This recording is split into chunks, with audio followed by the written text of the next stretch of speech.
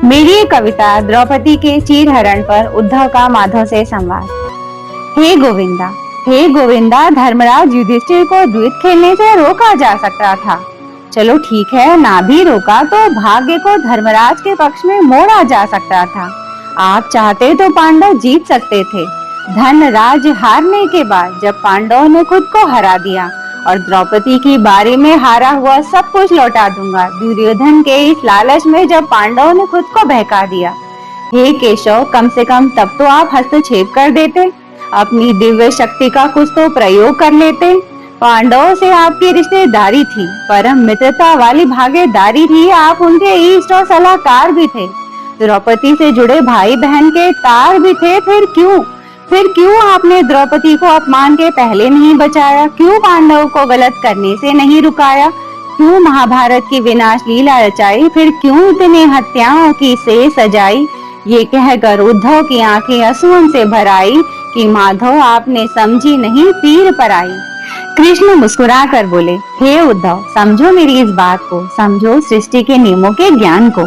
जीत हमेशा विवेकवान की ही होती है।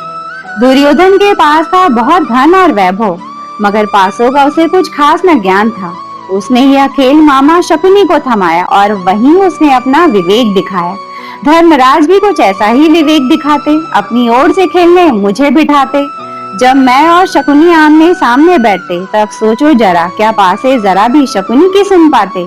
मैंने पांडवों की इस विवेक शून्यता पर उन्हें क्षमा किया, मगर पांडवों ने मुझे सभा कक्ष में आने से भी मना किया। मुझसे छुपकर उन्हें ये खेल खेलना था और पांडवों की इस अज्ञानता पर मुझे कुछ न बोलना था। भीम, युधिष्ठिर, अर्जुन, नकुल, सहदेव, कोई तो बुलाएगा। मैं सभा कक्ष के बाहर इंतजार में खड़ा था। सब के सब भूले थे मुझको, मैं बाहर शोक विराम में पड़ा था। द्रौपदी ने भी मुझे तब तक नहीं बुलाया जब तक दुशासन ने उसके वस्त्र को हाथ नहीं लगाया। अभयम कृष्णा अभयम की जब द्रौपदी ने गुहार लगाई, तब अविलंब मैंने वहां अपनी हाजिरी लगाई। यह सुनकर उद्धव बोल पड़े कि क्या आप बुलाने पर ही आओगे? अपने संकट से गिरे भक्तों पर स्वतः अपनी कृपा नहीं दिखाओगे?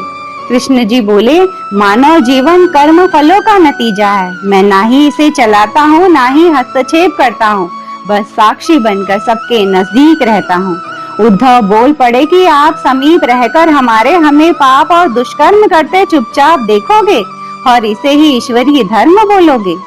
अंत में श्री कृष्ण जी बोले, हे उद्धव, मेरी इस बात को हृदय की गहराई से तोलो और फिर बोलो। अगर हर कोई गांठ बांध दे इस बात को, मैं समीप खड़ा हूँ उसके पास, तो क्या फिर वो कोई गलती कर पाएंगे? हाँ, अगर पांडवों की भांति कोई मुझे भुला देगा, अपनी मर्जी के अनुसार मेरा अस्तित्व मिटा देगा, तो हर कोई पांडवों की गलती को दोहराएगा। अगर मुझसे छुपकर कुछ करना चाहेगा, तो अगर मानव सदैव मेरे समीप होने का आभास रख पाएंगे, तभी अपने उचित कर्मों का भली भांति विस्तार कर पाएंगे। Thank you so much. आप सब ने अपना कीमती वक्त देकर मेरी इस कविता को सुना और मुझे उम्मीद है मेरी कविता आप सभी को बहुत अच्छी लगी होगी। और अगर अच्छी लगी हो तो मेरी वीडियो के ठीक नीचे एक रेड कलर का सब्सक्राइब बटन है, उसे दबा दीजिए ताकि मेरा हर नया वीडियो आप तक आसानी से पहुंच सके और मैं आप सबके दिलों तक भी आसानी से पहुंच सकूं। तो आज की मेरी कविता का शीर्षक है द्रौपदी के चीरहरण पर उद्धव के सवाल माधव से। मेरी इस कविता का सार यही है कि जब भी हम अपनी लाइफ में कोई भी गलत काम करते हैं, तो उस वक्त हम ये भूल जाते हैं कि कोई है जो हमें देख रहा है। आप खुद सोच कर देखिए कि जब भी आप गलत काम करते हो, सबसे पहले तो देखिए हमारे अंतर मन से एक आवाज आती है जिसको हम अनसुना कर देते हैं। और ये एक धीमी सी आवाज हर किसी के हृदय से आती है। हर किसी का जो है अंतर मन, हर किसी का हृदय जो है हमें ये बताता है कि आप ये गलत काम कर रहे हो। कि हम एक्चुअली ये भूल जाते हैं कि भगवान जी भी देख रहे हैं। देखिए, अगर सुपर पावर का हमें डर नहीं होगा ना, तो हम बहुत सारी गलतियां करते जाएंगे अपनी लाइफ में। इसलिए इंसान को ये डर होना बहुत जरूरी है। पाप और पुण्य ये जो बना है ना, बहुत सही लगता है मुझे, क्योंकि देखिए अगर हमें डर ही नहीं होगा किसी भी बात का, तो हम पाप और पुण्य को एक ही तराजू में तोलने लगेंगे। हम समझ ही नहीं पाएंगे कि पाप जो है पुण्य में फर्क क्या रह गया। देखिए, जब आप बहुत दुख में होते हैं ना, तब आप हमेशा एकांत को तलाश करते हो। एकांत को हम क्यों तलाश करते हैं? क्योंकि उस वक्त हम अपनी आत्मा से बात करते हो, उस वक्त आप अपने परमेश्वर से सवाल करते हो, उस वक्त आप जो है कि अपनी शक्ति को अपने हृदय के पास महसूस करते हो, उस वक्त आप जो है कि एनर्जी लेने की कोशिश करते हो अपने परमात्मा से कि इस दुख से मुझे कैसे लड़ना है, कैसे निपटना। अक्सर जो है कि दुख में हम भगवान जी के पास जाते हो, और अगर दुख में कोई सुनवाई ना हो भगवान जी की तरफ से, तो हम अक्सर शिकायत करते हैं कि भगवान जी तो मेरी कोई नहीं सुन रहे। भगवान जी कैसे सुनेंगे आपकी? आपको जो है या तो देखिए भगवान जी तक एक आवाज पहुंचानी होती है, एक सच्चे हृदय से एक आवाज लगानी होती है जो उन तक पहुंचे, और वो आवाज या तो अभ्यास से आती, या तो बहुत ही साफ मन हो, बहुत ही सच्चा इंसान हो, उसके ही अंदर जो आवाज निकलती वो प्रभु तक पहुंच सकती।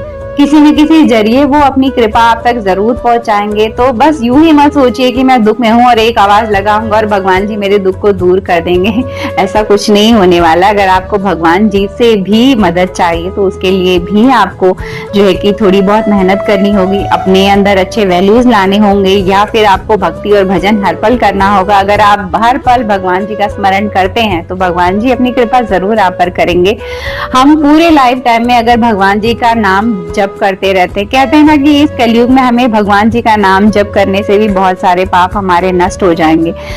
मुझे ऐसे लगता है कि हम नाम जप करते हैं पूरी जिंदगी करें तो शायद एक पुकार हमारी ऐसी निकले जो प्रभु तक पहुंच जाए। ये जप किस लिए? कि कोई एक आवाज हृदय से निकले और प्रभु के हृदय तक पहुंच जाए।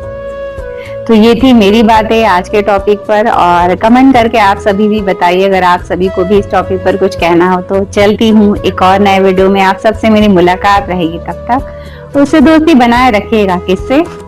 इसको